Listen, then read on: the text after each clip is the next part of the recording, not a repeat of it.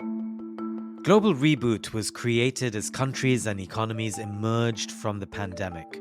But rather than rebuilding the same old systems and the same old problems, we called for a reboot.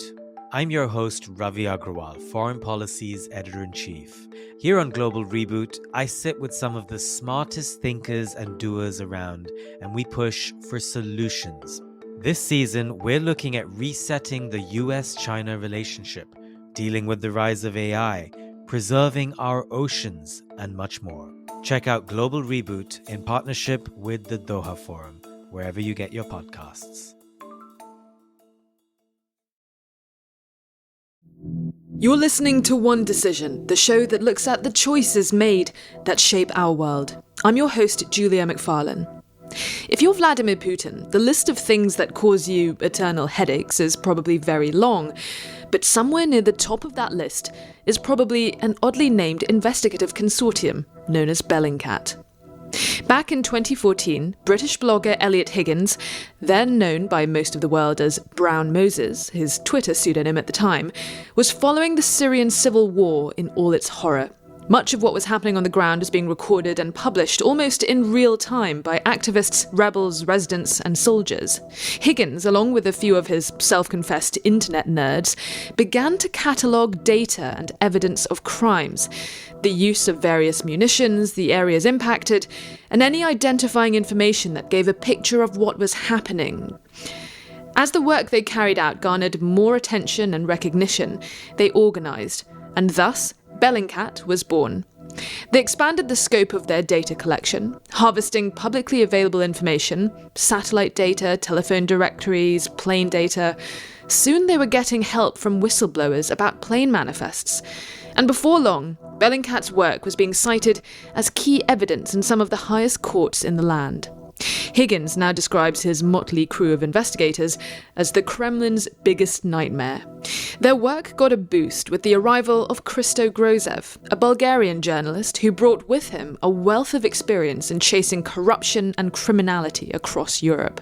Grozev has authored some of Bellingcat's landmark investigations, identifying, among others, the key suspects linked to the shooting down of the Malaysia Airlines flight MH17, the GRU officers involved in plotting a coup in Montenegro in 2016, and in 2018, the Russian suspects involved in the Salsbury poisonings that saw chemical weapons being deployed on the streets of Europe for the first time since World War II.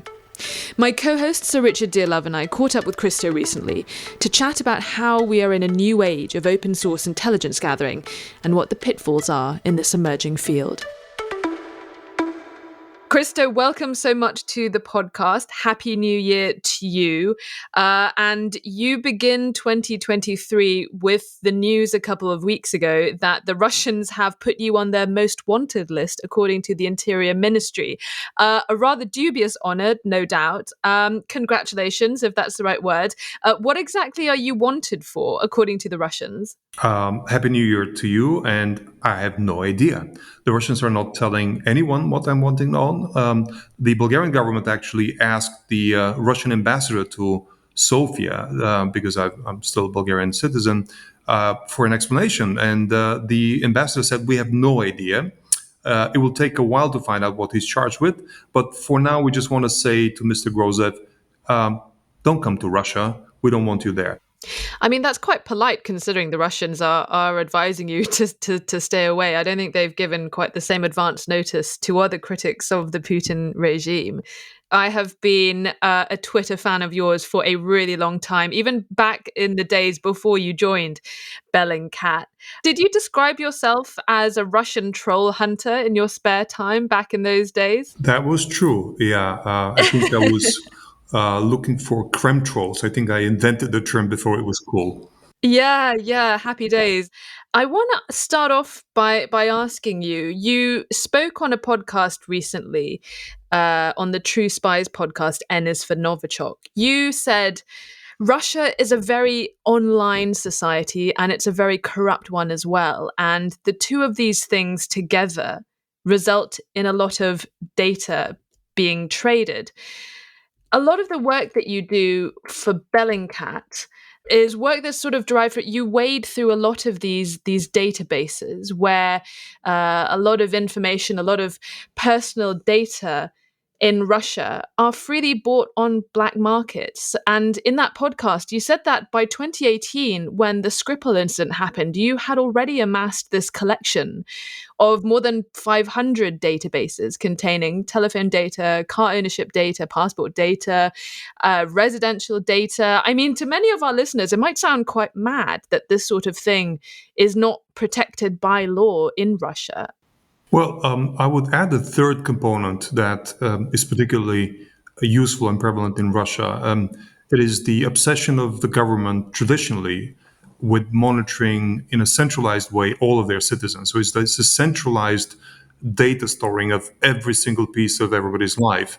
That is the third ingredient. So it's corruption, it's transparency in terms of availability of this data, but also the online convenience of Russians. They prefer to do everything online, which the government is exploiting into essentially similar to the Chinese government, to into consolidating all of data about every aspect of people's life into a central database. So these things together result in a market that is pretty sizable. I mean, Russia is a large industry, a large market, and this has resulted in an industrialized state of this data market. Why? Because there are hundreds and hundreds of large companies that buy data from this gray market in order for them to control their employees, to do vetting of competitors, due diligence on applicants, job applicants, and so on and so forth. These were traditionally the large clients for this gray market of data. Add to that hundreds and or maybe thousands of small-time crooks and criminals and scammers who are buying also data on their targets from this gray market. And then only recently, and I wouldn't say that Bellingcat or I was the first one that delved into that for more legitimate reasons, but it was not longer than the last 5 or 6 years that investigative journalists have actually delved into this market as well. So the market has existed for decades, but before the internet, it was a market that you could kind of find at the open flea market in the form of CD-ROMs with collected databases that were being sold by furtively looking around guys in Macintosh codes in Russian markets outside of Moscow and St. Petersburg. And in the last 10 years, this has become all digital, all online, and that's what changed. But again, to describe the market, you would find these traders on not necessarily on the dark web. You could find them on Telegram channels. Telegram is the most popular Russian messaging app. You could find them on websites that are not hosted in Russia, but are hosted in island countries, and on forums. And you would find these people, anonymous people with strange names, saying, I'm selling access to the phone records from this and this mobile operator for this and that price. That's so fascinating. Richard, speaking of shady-looking individuals in a Macintosh coats looking furtively around in Moscow and St. Petersburg, is any of this harkening back to your days as a spy chief? I mean, phone records and hard data like that, that's very classic sort of intelligence gathering, isn't it? Yeah, but I think what you have to understand is I was a child of the Cold War, really, or let's say a professional of the Cold War, and I did retire a long time ago. And I think it's extraordinary what Christo is explaining, because, I just wonder at what point, the Russian state became vulnerable to this degree of loss of data, because certainly pre the period of time that we're talking about, the extent of control that the Soviet state exercised, the extent of the control that Warsaw Pact governments exercised, really over every aspect of life, including data, was really extensive, and it was difficult to penetrate or get into these areas, except perhaps through classic espionage. I mean, let me give you a simple example. I served behind the Iron Curtain in Prague in the early 70s in that decade. And when I was in Prague, it was actually very difficult to buy a street map of the city. Just put it in its most banal, because street maps were just not available. And the reason I'm giving that as an example, it shows the extent to which the state attempted to control every aspect of life that might have a security implication. So I find it quite revealing when Christo explains, the way that one is now dealing with this, I wouldn't say avalanche, but there's clearly a cupboard stacked with data. And of course, in the modern world, data has a value which it's hard to estimate and describe because it unlocks so many doors and gives us so much understanding of all sorts of problems. But I'm keen to ask Christo when he feels, at what point did the system fall apart in Russia? Because really that's what we're talking about, with freelance individuals flogging this sort of stuff on the black market, or whatever you like to call it, the grey market. I think the main question is not when objectively this secrecy collapsed, but when the government realized that it has collapsed in a way that can hurt them, it can hurt the regime, because this only happened essentially with the Skripal investigation and around that with the MH17 deeper dive that we did based on phone data. But before that, for about 10 or 15 years, the system was broken, had been broken, but nobody dared go and expose this and use it for legitimate public interest goals. And insofar it was used only by criminals or by companies for corporate use, the government was fine with that. I mean, they were taking their cut of this large market, I'm sure. But then when journalists started delving into that, it became a problem, and they started trying to fill in the holes. And they've gone through several iterations of trying to fix it. First one, they started deleting data about their spies and about operatives from the FSB and so on and so forth from public registers. But that caused major problems. First of all, it allowed us to compare old versions of the database with new versions of the database and do wholesale discovery of spies. We literally discovered about 3,000 GRU spies based on the difference between an older and a new iteration of a database. Then they figured out that was a problem. It didn't help that the COVID area came in, and a lot of FSB spies who had been deleted from databases couldn't even get on the tram because they couldn't scan their required QR code, because they were not existing. They were dead souls, right? So the government decided to bring these back guys to life, but just to change the data on them. So they started sort of poisoning the data by changing photographs, changing birth dates, and so on and so forth. That's hilarious. It's like Laurel and Hardy do espionage. Yes, I was going to say Tom and Jerry, but Laurel and Hardy is probably a good enough analogy. So yeah, that is just an example of when the government realized and were fumbling trying to fix the problem. And on the other end of the spectrum, like in investigating war crimes in Ukraine at the moment, we're only using public data that can be acquired by anybody by just finding it on time on the internet based on postings on social media. But what we do is we preserve it in the way where chain of custody is clearly maintained and can be validated by a future court. And that's a trick that we've kind of developed over years. And it's not as fancy and romantic as going and buying phone data, but it is evidentiary. It's completely evidentiary compliant. Yeah, we used to call what you're describing providing signpost information. So you can actually, as it were, make sure that those prosecuting authorities know what they have to turn into evidence. They've got the material which has to become evidential, which they can then present in court. Personally, I think this is a fascinating area, and one in which clearly you are very, very powerful now. And you have some extraordinary achievements behind you. Global Reboot was created as countries and economies emerged from the pandemic. But rather than rebuilding the same old systems and the same old problems, we called for a reboot. I'm your host, Ravi Agrawal, Foreign Policy's Editor-in-Chief. Here on Global Reboot, I sit with some of the smartest thinkers and doers around, and we push for solutions. This season, we're looking at resetting the US-China relationship, dealing with the rise of AI, preserving our oceans, and much more.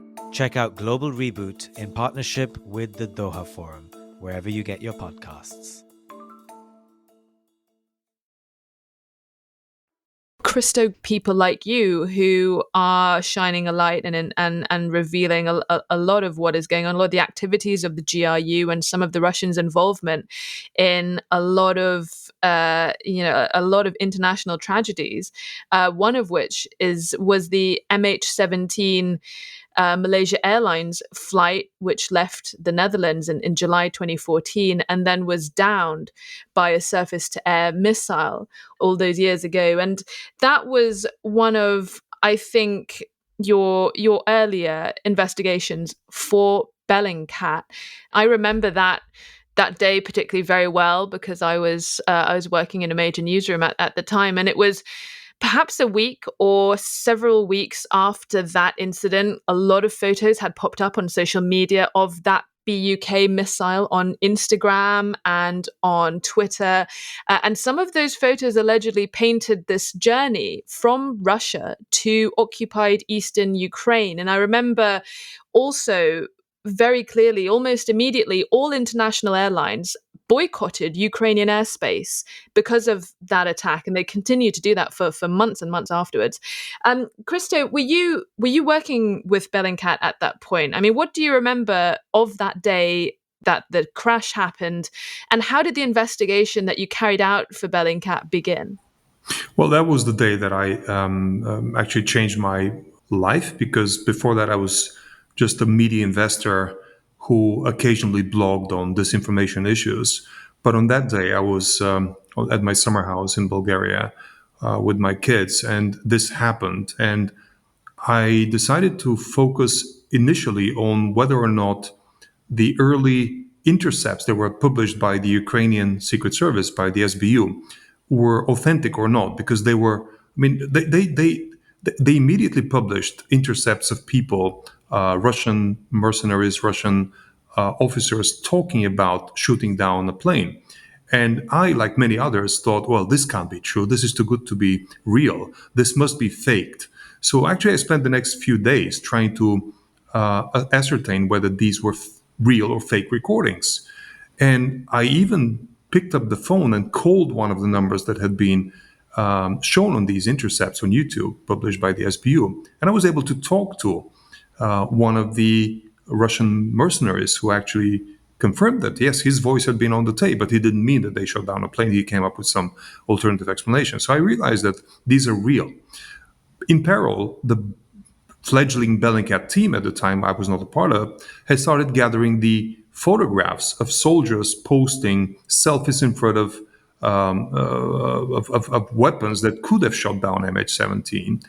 And they started reconstructing a potential map, a potential route of the weapon, all the way from the Russian air base in Kursk through the border into Ukraine and back, totally based on selfies. So in fact, we worked in parallel on the same project, but taking different approaches to it. And at one point, Elliot Higgins, who was the founder of Bellingcat, he called me and said, why don't you start blogging for us instead of for yourself? We seem to be working on the same topic. So I kind of joined forces with them, initially, again, focusing more on a data-driven approach, and going and analyzing phone calls, doing voice analysis, and doing a little bit more traditional journalism than Bellingcat was doing.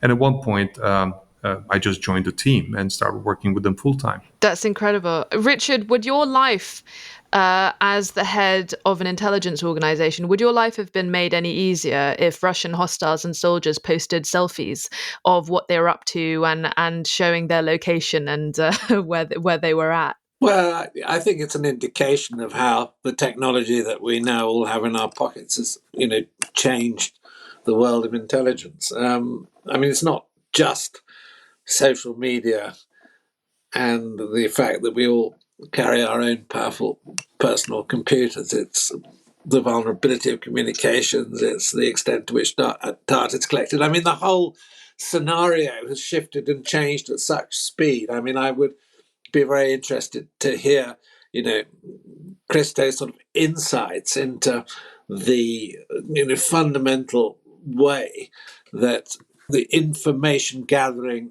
arena has gone through a complete technological, cultural, and social change. But technological advances is one thing, but this is soldiers, taking photos of their faces with military hardware in the background as things like a BUK missile is being smuggled across borders. I mean, that's not an issue of the technology changing to make those sorts of things easier. That is the soldiers themselves revealing sensitive information. But it's a combination of human weakness, human behavior, and the technology that they have in their pockets.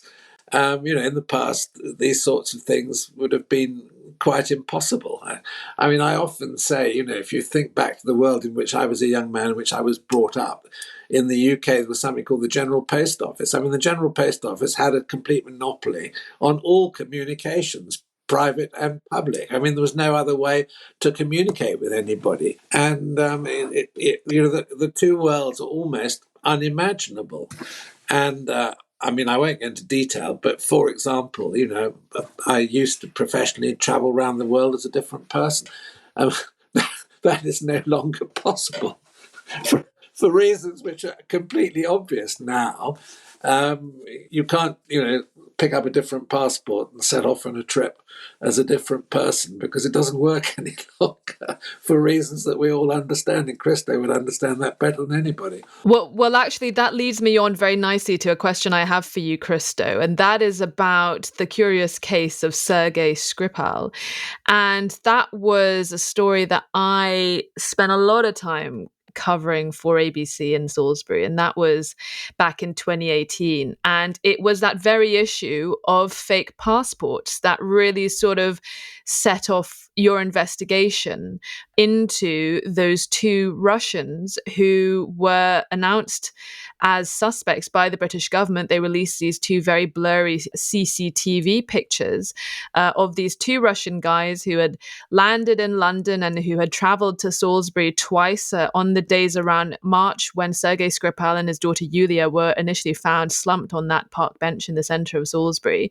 Take us through where you started that trail and how you were able to piece together the identities of these two people who later turned out to be GRU officers. Because I remember at the time, when the UK government first announced that they were going to be on the hunt for whoever poisoned Sergei Skripal, I remember being really confused because they said it's going to take a long time to be able to comb through all the CCTV footage to find who was a suspect. I remember thinking, Salisbury's not that big, and the area around that park is also not that big. How can it take quite such a long time to comb through CCTV and to see who was around and who was looking shady at the time?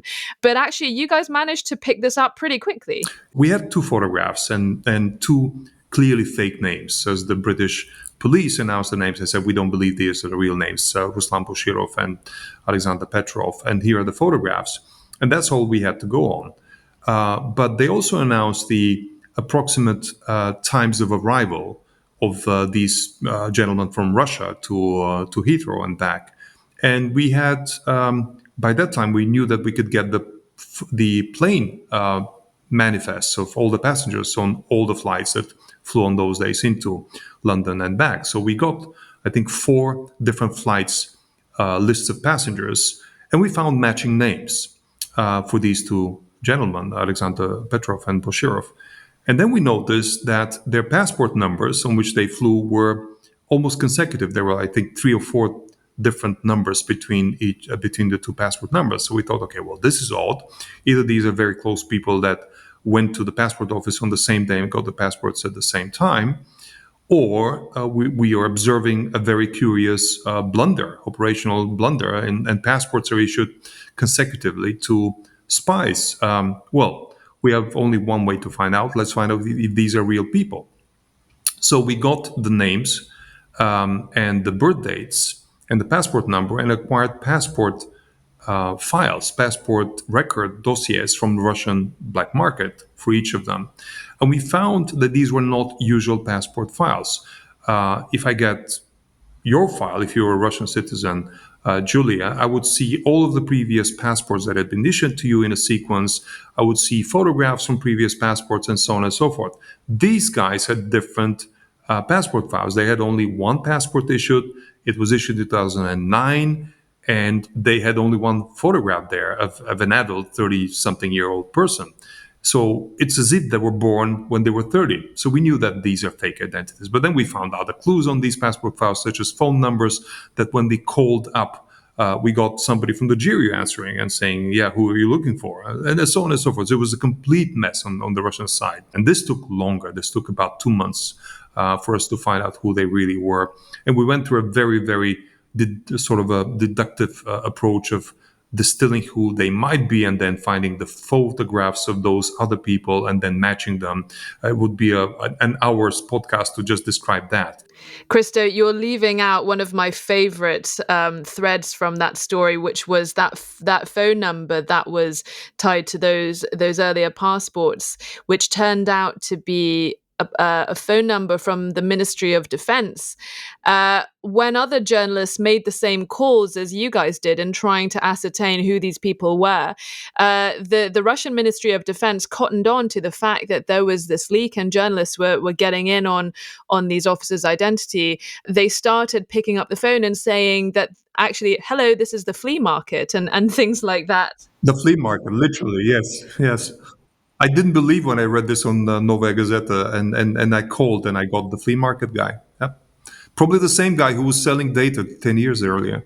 It's so interesting. It's interesting. And then, of course, these guys did this bizarre thing where I think Putin also, he was starting, when all the speculation that these were agents of the GRU started circulating, Putin went public to say that, no, they're not GRU, they're probably normal people who were mixed up in all of this. And then he said they should appear in public and set the record straight. And then I think the very next day, they did this interview with Russia Today and our old pal Marguerite Simonyan.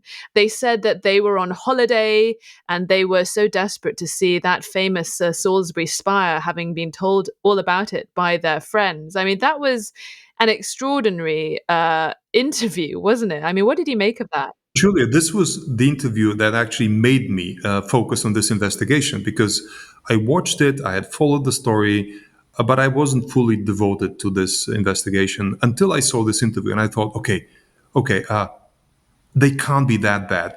What if we're wrong? What if the UK government is wrong? What if these are innocent tourists? Because nobody in their right mind would lie so blatantly. So maybe truth is stranger than fiction. Actually, this is what made me delve into it full time and discovered that, it was a blunder.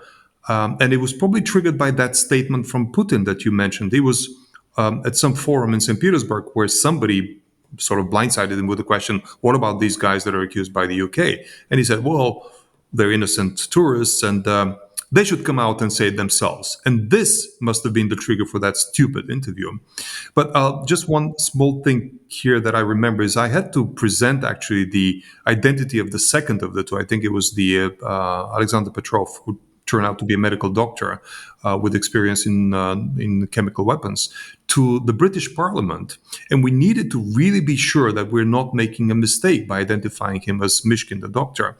And that night, before I presented in London, we sent a reporter to the little village where Mishkin grew up, with the hope that he can get some relative or some neighbor to actually recognize him on the photograph and say that that's the same person.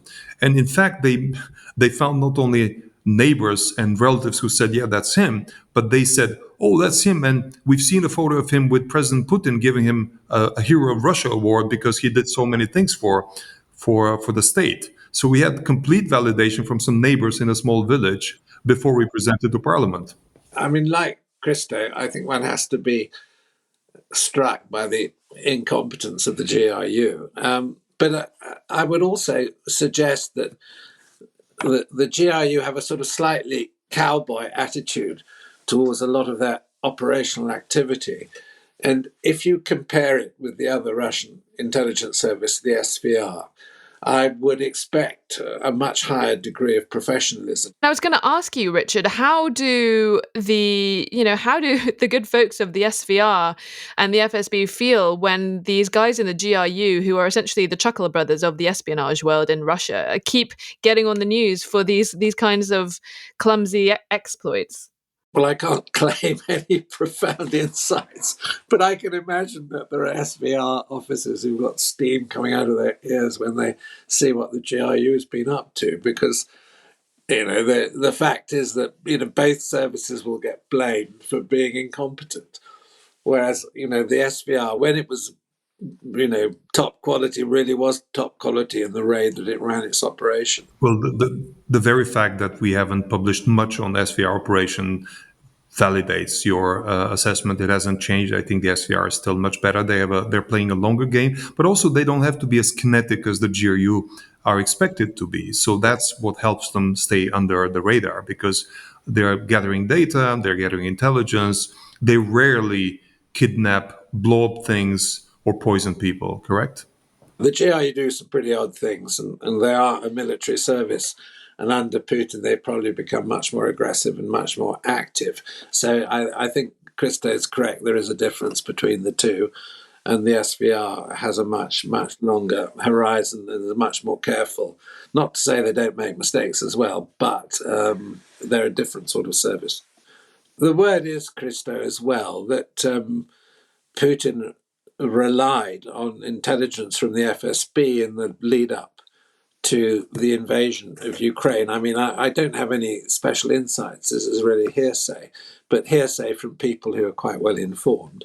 I mean, do you agree that it was probably the FSB that misled the Russians? I've investigated. I totally agree with that assessment. I don't think it was the only source of information, but of course Putin would have expected the FSB to be in control of information in Ukraine. What I can tell you is that I've identified 160 FSB officers whose sole job was to develop assets in Ukraine in the 5 years before the war started. They were meeting with these assets around the world on regular intervals in Belarus, on islands and the Caribbean. And funnily enough, I was able to identify these people because they were traveling on suspiciously short trips to places like the Seychelles or the Maldives. I mean, nobody goes for 16 hours to the Maldives and then flies back.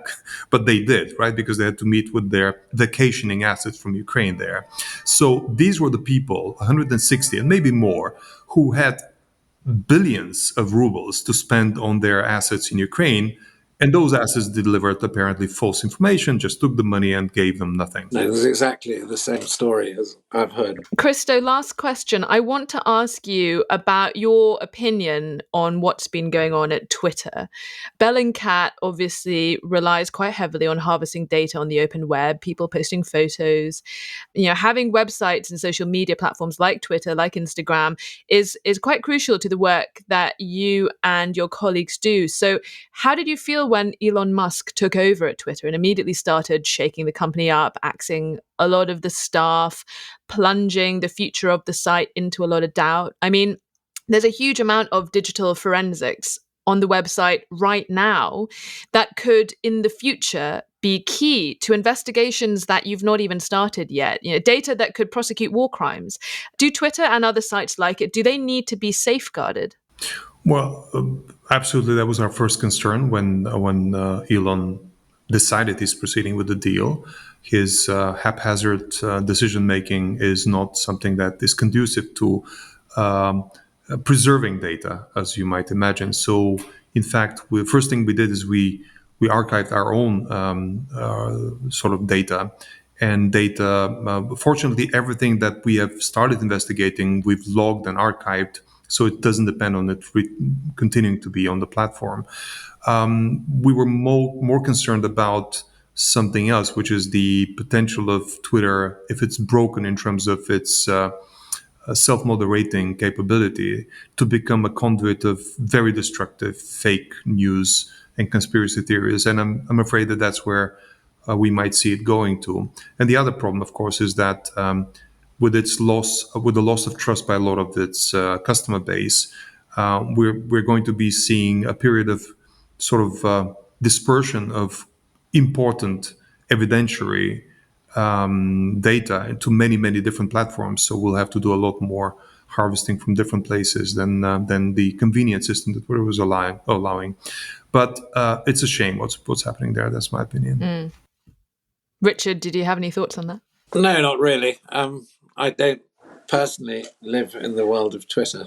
I've always avoided it like the plague. I think it served me quite well. Anyway, I don't do social media, and I think for someone like and now you're proven right. Yeah, for someone like me, social media is not a place to go, and I think I've avoided some problems by avoiding social media. Interesting that your successor, Richard Moore, has a Twitter account and he tweets quite regularly.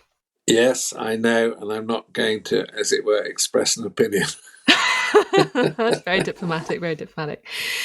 We've run out of time, but Christo, I'm so glad we managed to get you on, and best of luck to your future escapades, and may you continue to catch more Russian baddies. And I hope you don't have any plans to go to Russia anytime soon. No, I actually was blacklisted in 2016, so them asking me again to not go was a bit redundant. I mean, all of your achievements, they're remarkable. You've really done a great job. Thank you. We've come to the end of another episode of One Decision. If you enjoyed this week's podcast, why not subscribe to us so you never miss a show? We drop new pods every Thursday. From me and the team, thank you so much for listening, and see you next time.